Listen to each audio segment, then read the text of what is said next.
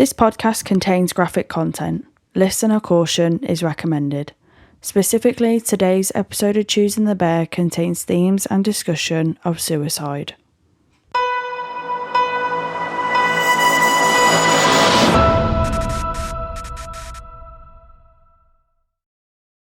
Hello and welcome to Choosing the Bear, a true crime podcast. My name is Daniel, and with me, as always, is my co-host / sister, Lois. And today's episode, we're talking about the Heaven's Gate cult. Lois, how are you? I'm good. We're doing something different. We are indeed. I'm quite glad, to be honest, because you want a bit of variety in your life. You know, this is the change up that I think the show needed. Yeah, because I was looking at the cases that we've done, and apart from one, it's actually all murder, but there is death in this case. But I mean, it could be, I don't know. Could be argued that it's murder. Yeah, I mean, I don't know. So I guess I'll be the judge at the end of it. But from the the pre-title, the pretense, it doesn't sound like we're doing it's like normally we've done serial killers or like a soul murder. Mm-hmm. But this is, again, I can't really comment because I don't know anything we're talking about yet. So it is sort of hard for me to be like, yeah, I guess you're right, because I've got no idea. So I can't comment. Well, in about 40 minutes or so, around that, don't know, you'll have an answer. I will, and I'll answer at the end and say if this episode was worth doing or not. Oh, yeah, I looked at all the cases that we've already done, and I was like, oh, there's a lot of murders. And then I started researching a new case maybe like 2 days ago, and then halfway through I realised, oh, it's another murder case, and we've literally just got majority murders. But we are doing something different that's in the works, which is like topics. I don't want to say topics. I don't really know what to call it. What would you call it? I don't know. I think topics is fine, I think. So the one that I've got in the works at the minute is conversion therapy. Yeah, that's a topic. I don't think there's any other word you can really use for it, to be honest. I think topic works fine. Yeah. The other one I've got, because if you ever want to send in a request, then let us know, loves, because I have got a whole list divided into different sections. And another one of the topics is human trafficking. But then I remembered there was quite a... how do you say, like, popular but being respectful? Mainstream. Yeah, case of human trafficking in the UK. And it weren't, I say it weren't that long ago, but it very well could have been quite a while ago. But I'm going to do that, together. Yeah, no, I mean, I think it's about time now that we do shake things up a little bit. Not shake things up a little bit, A little bit of a variety in there. Mm-hmm. So then we're not just becoming a murder podcast, we're a true crime podcast, which means everything true crime, not just murder true crime. All right? I have got another case that I want to do which doesn't involve any form of death. Daniel's waving his feet at me. I'm doing nothing of the sort. But it's going to be quite a long one.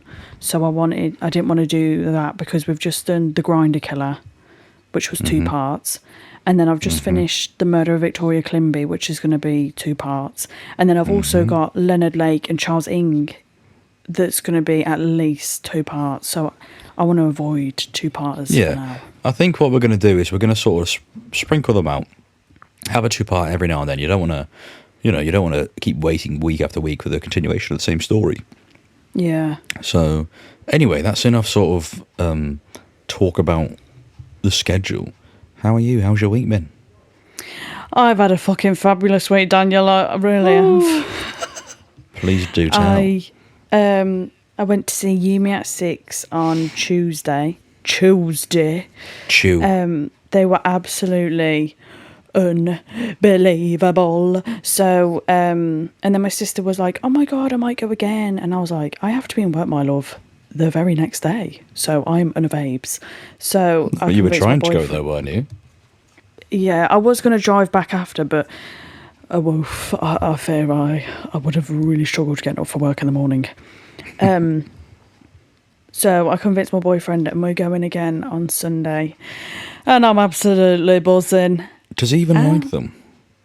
He knows Forgive and Forget, and he was like, "Oh, are they the ones that sing Forgive and Forget?" And I was like, "Yeah." And then I said, "But that's not on the set list." I was going to say, do they even play Forgive and Forget?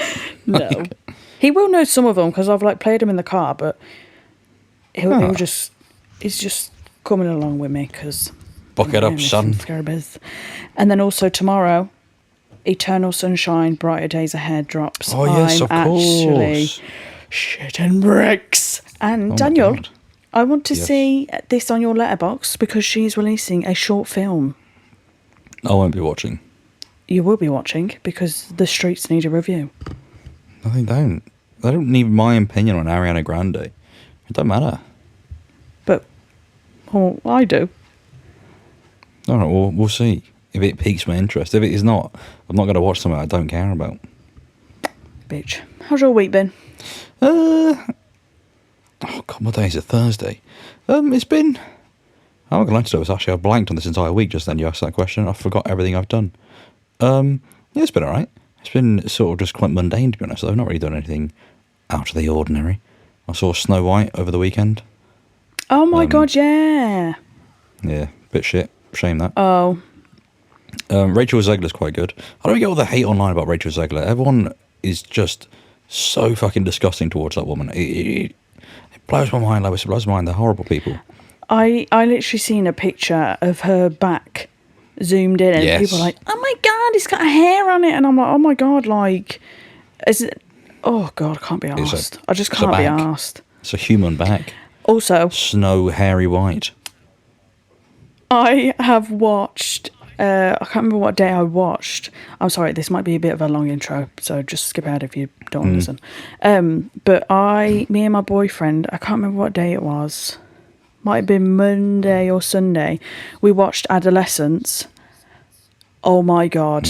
At the end of it, I was actually bawling my eyes out. It was like horrendous in the terms of being like, this is a lot of people's reality and this is like an epidemic across the country. You need to watch it. I'm going to. It's on my sort of plan. But I've had no time. I've got so many things to watch. But I will make some time for it. You also need to watch The Jetty, as we mentioned last week, and you still haven't done it. Which is why I was going to propose a deal. I'll watch that while you watch Adolescence, because both are only four episodes. Well, yeah, I was going to watch Adolescence anyway. So there we are. Well, fucking good on it. Yeah, I've got shit to do, man. But Yeah, so have I haven't watched. Continue. So to say, in all, my week has been absolutely fine. Nothing's happened. It's been the most mundane 9-to-5 boy week you've ever seen in your life. Shall we begin? A cult is defined as a system or group of people who practice excessive devotion to a figure, object, or belief system, typically following a charismatic leader. Typically, cults will isolate members from society, penalising them for leaving, and having inappropriate, somewhat blind loyalty to their leader or leaders. Abuse of members, unreasonable fears about the outside world that often involve evil conspiracies and persecutions. So that's what a cult is. For me, I find cults absolutely mind-blowing. Fascinating.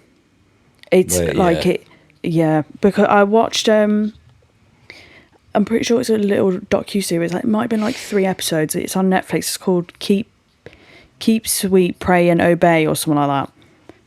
Or it might just be Pray and Obey, I'm not sure. And it was about a cult in America.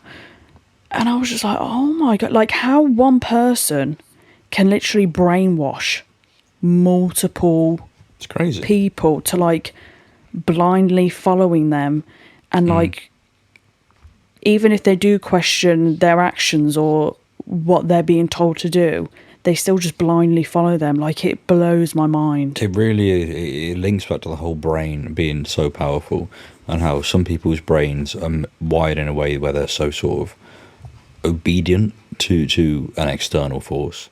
I think that when you say cult, to me, the main thing that I think of is the Charles Manson sort of family, and that I think that is like the most well known, I think anyway, sort of cult. But no, it fascinates me, like you say, like how they begin and how they sort of maintain such a long life It's wild. Yeah. And then even like, and then I listened to another podcast. It's called Extraordinary Lives. It's ran by Lad Bible, but they haven't uploaded in like however long. Anyway, it was a Children of God cult, and oh my god, it was absolutely horrendous. And like the people who would join had kids in the cult, and then the kids would leave, and like the parents would stay in the cult. Oh God. I know. Jesus. Anyway, back to the Heaven's Gate cult.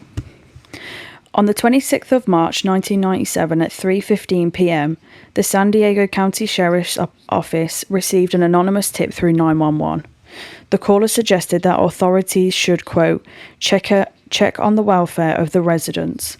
The caller said the welfare check was regarding a, quote, mass suicide, and gave the 911 operator an address. A lone deputy was first to arrive at the address. He entered the home through a side door and immediately noticed 10 bodies and was also overwhelmed with the smell of death. Ooh. 2 more deputies arrived and the 3 conducted a cursory search of the property, meaning they weren't paying much attention to detail. Meaning like they weren't going through drawers to see if they found like any drugs or like guns or whatever. Like they were just doing essentially like a sweep of the house just to see the situation. After this search, the officers left the property as for a more thorough search they would need a warrant. However, in the property, 39 dead bodies were found. In the property were 39 bodies? Yeah. Whoa, oh my God. Yeah. Jesus. So, I know. So, what had led 39 people to die?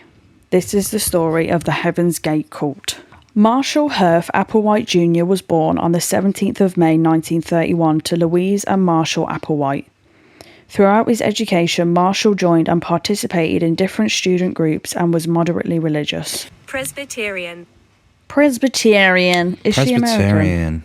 I don't know who she is. Presbyterian then, there we are then. So, his dad was a Presbyterian minister passing down his beliefs to his children. Marshall Jr. also had 3 siblings.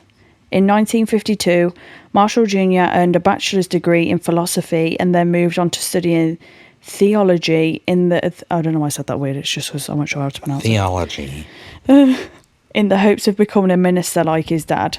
At some point during his studies, he married Ann Pierce and together they had 2 children, Mark and Lane.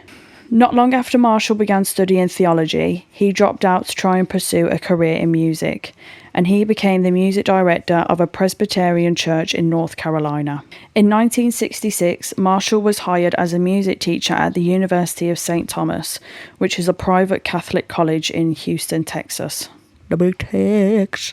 However, in 1970, Marshall was fired from his teaching job after it was learned that he was in a relationship with a male student.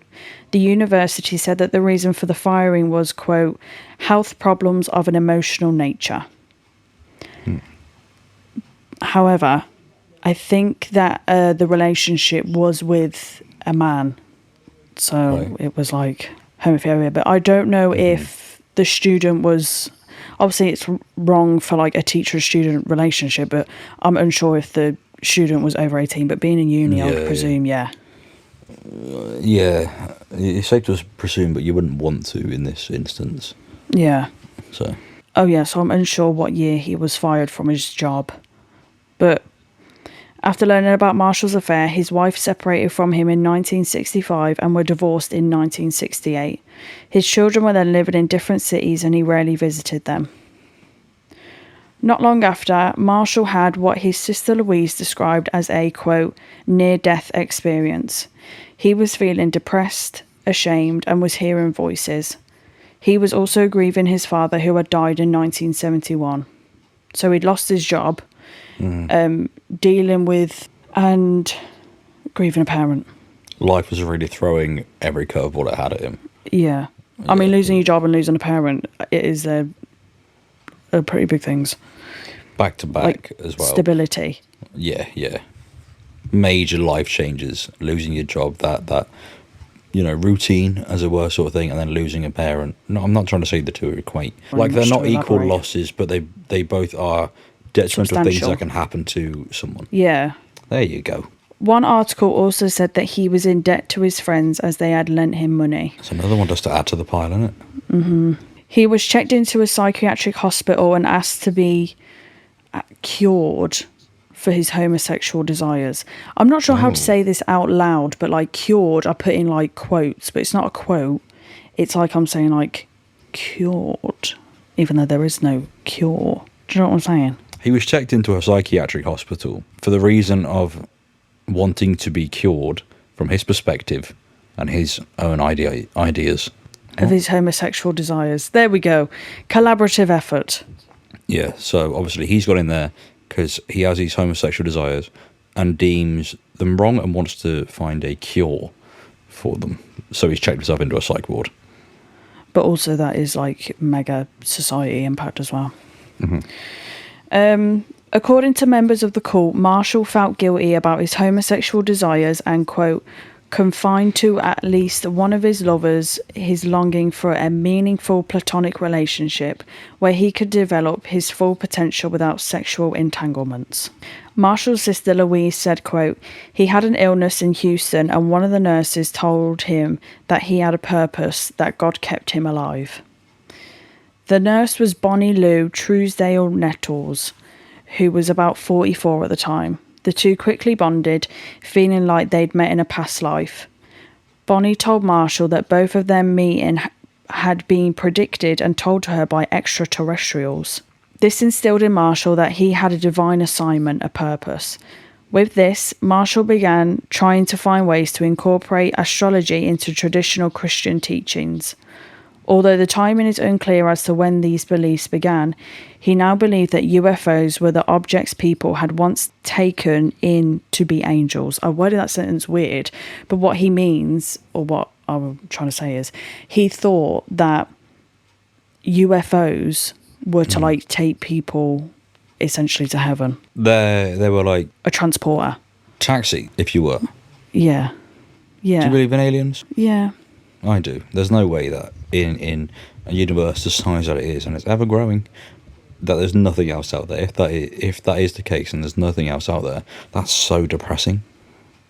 I mean, look at Area 51. Do you remember when everyone was going to storm Area 51? I loved that time on the internet. It was really funny. Everyone had a blast. I know. Back when Twitter was bearable. Yeah. Some psychiatrists say that his stress or genetics could have made Marshall vulnerable to being affected by paranoia disorders. Someone who cannot handle reality, they try to create a new one as a means to cope. Persuading others of their beliefs can also help instill their new reality. Similar to herd mentality, if he can make people believe in this, or a group of people share my beliefs, then it must be reality. Ooh. Bonnie was born in 1927 in Houston, so Bonnie is his nurse, or was a nurse treating him. She began drifting away from her Baptist upbringing and believed that she had been born at other times and that those lives came before her current one. Bonnie was married to a businessman for 23 years who didn't believe in her new views. Bonnie divorced her husband in 1972, and her daughter Terry said that her mum felt like an outsider to the rest of society. Quote, Mum and I didn't seem to fit in with everyone else. We'd go out and stare into the sky and we'd swear we had seen a flying saucer. We thought, wouldn't it be fun if it'd just pick us up and take us away? Oh, that's like sad, but sweet. Yeah, there's a very weird sort of, I don't know, emotion attached to that quote. It's like, oh, how lovely, but also like, ooh. Yeah. You know? Yeah. Bonnie also looked at her and Marshall's astrology and found an uncanny alignment with their stars. Not long after meeting, Marshall and Bonnie moved in together, as well as agreeing that their relationship was not a sexual one. This fulfilled Marshall's search for a deep, loving yet platonic relationship. According to one source, Bonnie was married at the time she met Marshall and would soon be divorced and lost custody of her 4 children. But, I mean, they did divorce, but in the one source I've seen that she lost custody of her 4 children. Together, Bonnie and Marshall opened a store in Houston called the Christian Arts Center. The shop sold information on astrology as well as religious material, as well as religious materials. My apologies. However, not long after it opened, they would shut the store, and in February 1973, they began to travel to instill their beliefs into others. It was described as a spiritual journey whilst also being intense and sometimes confusing. I feel like they're all like that though, where they're like, oh, it's spiritual, but it can get so intense. I feel like cults just have that as a sort of baseline operation of like, we're all free, but on the same coin. Same coin? What? On the same... Oh my God. At the same time, my trail of thought went, that was insane. I said coin and then I lost everything in my brain. It's gone. Maybe it'll come back. Maybe. The two gained their first follower in May 1974. Sharon Morgan. She was a mum to two daughters and was described as a bright and well-spoken woman. She had befriended the couple after going through a bad marriage, going to their classes in, quote, mind, soul, spirit awareness. Sharon was later sold on the pair's ideology. She packed a small bag, removed her wedding ring and put $25 in her pocket. She left one note for her husband and a separate note for her two children, one of whom was only 2 years old. Sharon was set to leave her life at 12 p.m. She called for a babysitter to come and mind her children. Sharon's job within the cult was to meet/recruit people, asking them, quote, would you be interested in talking to two people who can tell you how to leave this planet and take your body with you? This is what? The 70s? This is May 1974. Yeah, so mid-70s. I'm trying to think about, like, the era. Were they all very much still, like, hippie-ish in the 70s, or was that sort of on its way out? I thought the hippie era was 70s. I'm trying to think of 60s, 70s. Because I feel like in that point in America, again, I'm just sort of relating this to the Manson family, all that sort of stuff. If it was very sort of hippie and just like, whoa, do you want to learn how to, you know, go to outer space, leave your body on Earth? But if someone did say that to me in the street, I would feel overwhelmed. And while I respect your views, I would feel overwhelmed. Yeah, but that's you right now, though. From a I know it 20, isn't. It's a complete perspective. different era. You're not talking from the 1970s, where you're not as exposed to what you are now. Wouldn't be what you'd be exposed to back then. So who knows? Yeah. Ooh, blood and oars. It's reported that Marshall and Bonnie would use Sharon's credit cards occasionally, and apparently she didn't mind. However, 4 weeks after joining, Sharon visited an old friend in Dallas, leading her to meeting up with her husband and children and then returning home. Sharon's husband then told the police about Marshall and Bonnie using her credit card and was arrested for fraud. Although he dropped the charges, police found that Marshall was wanted for car theft and spent 6 months in jail. While he was in jail, he wrote out his beliefs that he shared with Bonnie. They concluded that they had been chosen to fulfill biblical prophecies and that they had been given higher level minds than other people. God, it's incredible, like, the strong will they have to, like, believe. I don't Yeah. think I could ever really believe in anything, like, to that No. extent. I can believe in myself to that extent, or anything on their lines. Like, that's, like, it's weird, because I don't want to, like, pay it a compliment, but, like, it's impressive, the length To be people so can go headstrong. through. Yeah, and believe something so at the forefront. I don't know. It's weird. They also believed that they would be killed and then restored to life. To others, this would see them being transported onto a spaceship. They called this, quote, the demonstration. Oh, God. So they believed they would die Yeah. and then be restored back to life, but to everyone else it would just look like they were being transported Yeah. onto a ship. Once Marshall was released from prison, he reunited with Bonnie and they made their way to California. They posted meeting advertisements in aim of recruiting members, which they called Crew. Members included Dick Jocelyn, a 26-year-old college graduate. Another member was a 72-year-old named Clarence Klug. All the members differed in age, old and young. Some had college degrees and some had served in the Army/Navy. That's so interesting. That it's just not one core demographic, that it genuinely is spread over everyone. So like, it just shows that everyone could be, you know, bought into these sort of... That's crazy. Yeah, I listened to another podcast about a cult, can't remember what it was, but they were like, people don't realise how easy it is for you to be like sucked into a cult. Wow. And also notice how their recruited members are called Crew, because like relating to a ship. Cabin crew. Yeah. Around this time, Bonnie and Marshall began referring to themselves as Guinea and Pig. Marshall was a lab instructor, performing the majority of the speaking sessions, while Bonnie would sometimes interject with corrections or elaborations.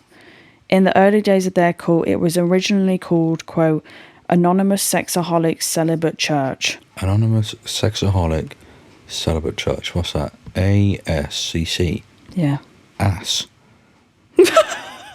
Ass. Ass. Ass. Oh my God, it's the same. My life's a That's what I'm lie. saying. You know what I've been thinking a lot about recently? No. What? How Polish and polish is spelled the same, but Polish is just polish, pronounced posh. Pisses me off. There's a lot of peas flying around. Let's get back to it. I'll leave that thought with you. In September 1975, one of their meetings gained attraction and resulted in around 3 people joining the cult. This is when the media began covering the activities of Bonnie and Marshall, however it was mostly negative. Their teachings would discuss how the Bible talks about God, Jesus and angels. Bonnie and Marshall believed that the Bible was actually talking about extraterrestrials. I have a hard time pronouncing that word. A superior race of aliens who appeared to us as gods. In the last day of Earth, the aliens would arrive in their spaceship with the aim of destroying the Earth. The aliens would only save those who were faithful and ready to enter the next level. Is that not just like Christianity, whether like if you believe in Jesus you go to heaven? Is that essentially just like that, really? There's a guy who I've got on social media who every day posts about, if you don't believe in Jesus, you're going to hell and you're burning for eternity. Oh, dear Maria. But if you do believe in Jesus, your soul is saved and you're all good. So is that essentially what they're saying? But Jesus, in their case, is an alien. They do believe that like their beliefs make them higher because of their beliefs. They're the only ones that are going to be saved at the end of the world. Yeah. All right. Cool. It just reminded me of that guy on social media. That's all. But at the end of the day, loves, you believe in what you want to believe in. Yeah, man. At the end of the day, yeah. you know. As long as you're not harming anyone, believe in what you want to believe in, love. At this time, Bonnie and Marshall changed their names to Bo and Peep. The group had around 70 members and perceived themselves as shepherds tending to a flock. Members were required to abandon their friends, family, media, drugs, alcohol, jewellery, facial hair and sexuality. Like a typical cult, members had minimal to no contact with outsiders. Marshall also had himself castrated and later instructed his followers to do the same. Everyone in the group believed that their lifestyle would allow them to prepare for a, quote, higher level of existence. Ooh. Yeah. I just find it quite sad, to be honest. In what aspect? They're bought into this lie. Together they would typically stay at camping grounds and didn't discuss their beliefs with those around them. This shook the core of the cult. In 1985, Bonnie died of cancer. The group members began questioning their beliefs and Bonnie and Marshall's teachings. It was anticipated that Bonnie would be physically transformed into perfect beings while she was alive. As she died before this happened, the group's belief system was shook. Shit. So I guess that wasn't part of the plan for Bonnie just to pass. No. Because obviously their teachings is... Yeah. Our belief system is what is going to make us like be essentially like rescued, teleported by aliens. And then Bonnie dies and she just like passes dead. Like none of that happens. Yeah. In 1996, the group had settled in San Diego and rented a mansion. To make some money, members began creating websites to extend their beliefs to others, providing them with a way to get to the gates of heaven. That's crazy because the internet was obviously just starting out back in them sort of days. I don't know when the internet actually started, but that's actually wild for a cult to then find this sort of new way of recruiting just outside of like their physical contact. Yeah, I didn't think about that really. They've got a whole new sort of medium now to spread the word, essentially. Because I wonder, like, creating websites, but then how many people would, like, how would people know what to search for to find it? Well, I mean, I don't know. Back in them days, the internet really isn't what it was now, but it was a start in a way, like you say, they're creating websites, so, like, they could get out there. It's just, like you say, would you have known to search for? Or they probably could have handed out, like, leaflets with their website on. Yeah, and then the word of mouth just spreads. Yeah, and the media attention. In 1997, rumours began circulating that an artificial object, potentially a spaceship, was following the comet Hale-Bopp and would be close to Earth. A comet is a large object made up of dust and ice that orbit the sun. This instilled the Heaven's Gate beliefs even more into its members. A spaceship or similar object potentially approaching Earth. Marshall believed that Bonnie was aboard the spaceship that was following the comet. Convenient, isn't it? But then again, they didn't really lose faith. If she died in the 80s, then in 96, they're still, moving about and settling down and stuff. Like, he still clearly had them all by the mind. I mean, I'm not going to say all because I don't know, but I would be confident in saying that, like, some, if not all, definitely questioned their beliefs. Yeah. But that's, like, the sad power of a cult is that even though you're literally witnessing the lie, you're still like, no, because Marshall is right. Yeah. His teachings are right. Yeah. So, yeah, that could have made them lose it completely, however, because they've been so brainwashed now within it. Yeah. Yeah, I'm with you. This is what I mean, like, it's... Fascinating. Yeah. Upon the comet's approach, the Heaven's Gate members prepared for their departure from Earth to a better place via a spaceship. Each member recorded a goodbye message, and some of these can be watched on YouTube. Oh, my God. I know. I haven't seen, like, a full clip, but I've seen, like, a little clip, and it's just... I don't really know how to describe it. Some members are seen putting on an act, claiming that they're excited for what's to come while I should say this word. Simultaneously crying. Simultaneously. I didn't want to sound American. So you went, simultaneously. Many members talked about their excitement of ditching the typical 9-to-5 life and travelling to the next level. Members also emphasised that they were not being forced to do this. Quote, I am doing this of my own free will. It is not something someone brainwashed me into or convinced me of or did a con job on. Marshall also recorded his final messages. A professor of psychiatry, Lewis Jolson West, said that Marshall was showing signs of being, quote, delusional, sexually repressed, and suffering from a rare case of paranoia. Interesting. What did Marshall say? I'm unsure, actually. I'll see if I can find a video They've and got put videos, it on. but not Marshall. I mean, only some of the videos are on YouTube. I don't know. But there was... I'm pretty sure there was videos of his teachings, because he did, like... Like, he recorded a video of his teaching, I'm pretty sure. Because, I mean, I've seen pictures of him from that, so... Rio D'Angelo left Heaven's Gate 6 weeks prior to the deaths. He had been a member for 3 years. He left as he had a disturbing feeling that he needed to flee. However, a month later, Rio received a message from another member that led him to the group's rented mansion. That, I don't know what I've put here, but it was then that the mass suicide had been discovered. When he went to the mansion? Yeah. That makes sense. Over the course of 2 days, starting on March 22nd, 1997, the Heaven's Gate members began putting their preparations into actions. 38 members of the cult drank a mix of, oh my god, phenobarbital mixing with a pudding or applesauce. Members were instructed to eat this quickly and to then be washed down with some vodka. Phenobarbital is a drug used to control seizures but can also be used for anxiety. All members were wearing matching night trainers and matching outfits. On their outfits was a patch that read, quote, Heaven's Gate Away Team. I think I've heard of this.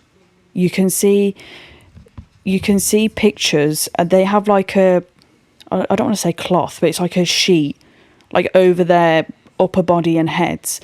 But you can see like footage or pictures of bodies lying, and they've all got matching shoes on like matching. Are they in like purple tops? I've seen this before. I think I must have looked into this in drama at some point. Oh, it's so chilling. Oh, yeah, no, you said the Nike shoes, and I was like, yeah, because I did, this is really not relevant, but kind of is.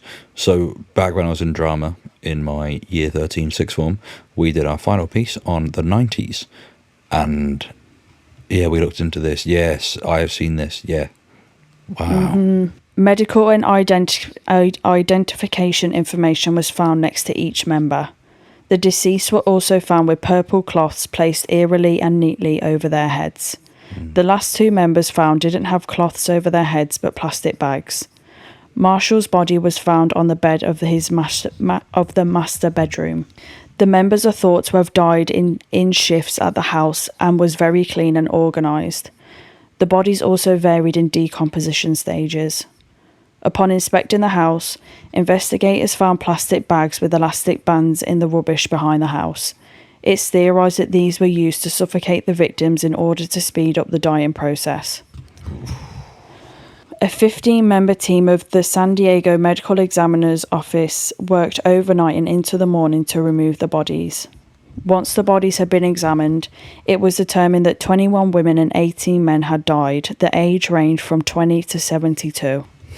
So Wow. you also like the age range, like 20 and 72. Again, yeah, it was really across the whole board. Those who have, and also to like die in shifts, like creeps me out. The atmosphere in that house must have been fucking Oh, undescribable. Just knowing that in Yeah. that room there were bodies in a room that were slowly just going. You know, and then like you were then also waiting for your turn. it was your shift. Yeah. Oh. Those who have analysed the court and psychiatrists believe that many of the members were willing to follow Marshall in suicide as they had become drastically reliant on him. He was able to do this by completely isolating them from the outside world, including their own family and friends. Many of the members who had committed suicide had been members for around 20 years. Oh, God. And that's the Heaven's Gate cult. So We it should- isn't... Carry on. We should do more things like this. This was really fascinating. Yeah, I mean, I don't want to say, like, I love cults, but, like, cult cases are so They're very interesting. mind-blowing. Yeah, because they're so... I mean, what we've covered so far isn't normal. None of it's normal. But there's another level to a cult, I think, which is so sort of just bewildering, I think. Just the idea of how this started out and then where it ends up. And just like the I don't know, the uniform of it all. Like with these guys having to wear Nike shoes, Yeah. purple cloth, right? Yeah. Like the fascination and the thought process behind that really just sort of I don't know. And also, like, with cults, typically is religion, but I've never heard of a cult that also has, like, aliens involved. Yeah, no. So that's why I said, like, it isn't a direct murder. It is a mass suicide, but it's like Yeah, but it's sort of... they were egged on. I don't really want to say egged on, but they were persuaded. Yeah. I do have other court cases on the list, but not that this one wasn't graphic, but they have, like, I haven't looked into them, but, like, I've listened to them before, and they've got, like, gruesome. Well, we'll sprinkle a few of these out. We'll really try and make a nice mix-up of things each week, so it's not the same thing day, week after week. Yeah. But that one was really... It was quite weird how just at the end I was like, oh, I've heard of this. I know about this. How crazy. Yeah. But yeah, no, I thoroughly, not say enjoyed. I Invested. enjoyed learning about Yeah. that one, you know, as it went on. Yeah, I remember that one being a bit of a journey to research. I did research this one maybe about 2 months ago, but you got anything else to speak upon? No, nothing.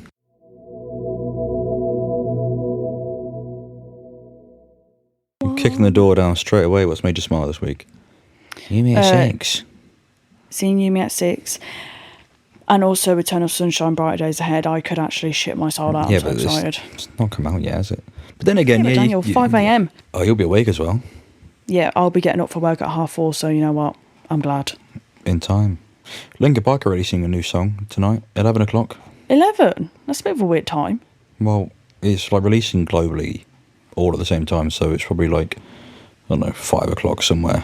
It's 5 o'clock somewhere. Exactly. Midnight in a certain part in America is 5 a.m. here. Cool.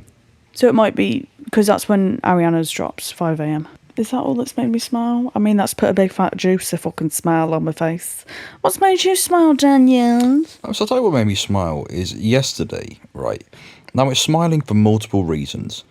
It was smiling bewilderment, smiling excitement, then just sort of just general like, what the fuck? Ooh, So I think I may know.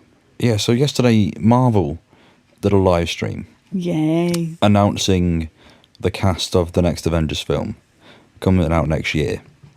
And it was I think it's 5.5 hour long live stream. That's just insane. It's crazy. My loves, who is going to be watching? I mean, I did go on a couple of times and see there was a couple of hundred views, and I thought, Daniel's one of them. I was part of it, yeah, but not the whole thing. So I was at work, and I was on break, and it started, and I was like, oh, let's have a look at this. And it said Chris Hemsworth, and I was like, oh, sick. Then I went up on break, went back, and I saw it was still Chris Hemsworth and one more name. They were revealing names every 15 minutes. Oh my god. They revealed about 24 people, so I was just smiling because I'm like, oh god, cool. The Avengers promo is happening, and it's getting me quite excited because admittedly I've not been that excited for the Avengers film. It feels a bit rocky. But this one did get me excited. But I was also smiling out of like, what the fuck are we doing? Yeah. Why is this taking 15 minutes to reveal a name? And most of them, they revealed about 24 cast members, I think. I'm going to say 17 of them we knew already. Over 95%. That's so disappointing. Yeah, so like every time they revealed a new Fantastic Four member, we were like, yeah, sure. We've seen them before. We know it's going to be in it. But I want to watch Fantastic Four again. Well, look, the new one's out soon. So yeah, that made me smile this week because I just thought, what a weird thing to do. I mean, it worked though because everyone's talking about it. We're all talking about the Doomsday casting and how there are some people missing. Spider-Man being one of them. Fuck off. No, yeah, he wasn't on it. But I mean, fuck off. But I mean, Chris Evans was confirmed for the film and he wasn't on there. So they're clearly not done announcing. I think these might be like the big main players of Doomsday. Oh, Jesus, don't tell me there's going to be another live. I mean, if there is, I won't be there. Wait, so how long was the live in total then? What's 15 times 24? It was about 5.5 hours. Jesus. It was genuinely, I mean, after I finished work, I had it on, I was watching Peep Show on Disney Plus. And I just had my phone on in the background, and every time because the music would swirl with like a character's theme, and you'd be like, and then you'd see who it was. So like when Loki was announced, his theme would play, and I'm like, oh god, it's Loki. Or when Patrick Stewart would be announced, the X-Men theme played. That was really cool. But it's insane. It just made me really laugh because I thought they're crazy, but it's working. People are talking. People are hyped. Yeah, you put in GIFs of the character when one was announced, so we didn't have to watch the live. And I'll be honest, I don't know who half them fucking people are. Not even half, majority. Yeah, well, but I haven't watched X-Men. Yeah, no, you haven't. But I watched Daredevil and Wolverine. Who? No, Deadpool and Wolverine. There we go. The old Freudian slip. Who? Oh my god, Freudian slip is when you say what's on your mind by accident. Oh. Yeah, because I was thinking, well, 2 episodes of Daredevil dropped yesterday. They did, and I ain't had time to watch them. Yeah, no, just quickly on that. My god, the ending of episode 6. Wolf, is it a cliffhanger? Nah, it's so good. Really? Yeah, I was genuinely like, I was in awe. I will watch them. Does he put like the suit back on then? I can't tell you. He probably does. I will watch them. Probably not this week because tomorrow I'm out. Sunday I'm out. And Saturday we're out. But Sunday's on in a hat time. But I'll have to edit this to get it up. No one cares. So I'm booked and busy. She's booked. She's busy. Right, let's wrap this motherfucker up with a recommendation. I feel like I don't really know your music taste. I'm all over the shop, though. I'm all over the shop. But yeah, no, I was going to recommend that. I think so. All right, but I'll recommend something by the same people. Oh, sugar. So, these were some YouTubers I used to watch back in like 2017. Tobuscus. He's a proper dickhead now, he is, Tobuscus. Nugget biscuit. Yeah. He's a knobhead now, he is. Why? He's just a proper like right-wing nutter. Oh, is he British? No, he's American. Anyway, so I used to watch these YouTubers back in like 2017, and they used to do these comedy sort of vlog things. It was really, really ahead of its time. Anyway, they used to make this sort of mocking music, and then they actually went into making some music. So the song I'm going to recommend today is by Sugar Pine 7, and it's called Real Love. How's it go? You want to sing it? Sing it for the sisters. It's like, I'm nervous. I thought that was part of the song. I was like, No, the chorus is really cool. I'm not going to sing it. No, just listen to it, find out. All right then. I'm on the edge of my seat. But it's a nice little banger. My song recommendation, I know I keep like blabbing on about Yumi at Six Loves, but Nah, it's relevant though. It's going to have to be Sucker Punch by Yumi at Six, because it is one of my all-time favourite songs, and I'm now complete that I've seen it live. How does that one go? Dun, dun, dun, dun, dun, dun, dun, dun, dun, dun. I'm getting visions of no I'll listen on beginning. Spotify, it's fine. I'll work it out. It's the one I played in the car and you were like, what a banger. Oh, I must have liked it then. All right, well, there we are then. So, Sugar Pine 7 and Yumi at 6. Sugar. Oh, also, we're going to make a playlist of the tunes. So, I don't know how you're going to access that, but...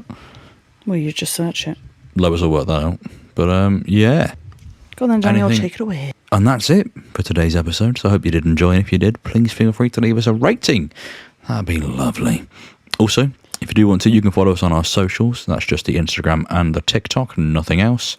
We are Choosing the Bear on Instagram and Choosing the Bear Pod on TikTok. Thank you once again for listening. See you next week. Bye.